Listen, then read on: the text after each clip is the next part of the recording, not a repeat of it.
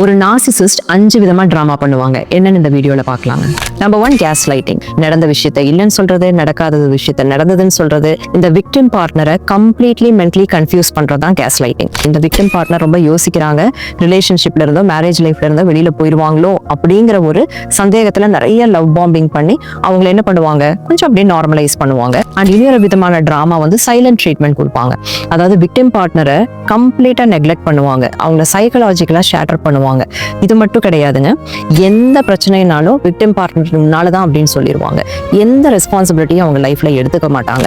இதுல ட்ரையாங்குலேஷன் வேற ஒரு டிராமா இருக்குங்க. இவங்க ரொம்ப நல்லவங்க மாதிரியும் விக்டிம் பார்ட்னர் தான் வந்து கெட்டவங்க மாதிரியும் போர்ட்ரே பண்ணுவாங்க. சுத்தி இருக்கிற 4 பேரை வேற நம்ப வச்சு அவங்கள வேற கூட்டிட்டு வருவாங்க இந்த விக்டிம் பார்ட்னருக்கு அட்வைஸ் பண்றதுக்கு. சொல்யூஷன் என்னன்னு கேக்குறீங்களா? நார்சிசிஸ்டிக் அப்படின்னாவே வந்து ஒரு பர்சனாலிட்டி டிசார்டர்னு தெரியும். அப்ப அவங்க பண்ற எல்லா அக்யூசேஷன்ஸையும் நம்ம மனசுக்குள்ளார எடுத்து இன்டர்னலைஸ் பண்ணிக்காம நம்ம ரொம்ப இன்டெலிஜென்ட்டா அவங்களை ஹேண்டில் பண்ணணும்.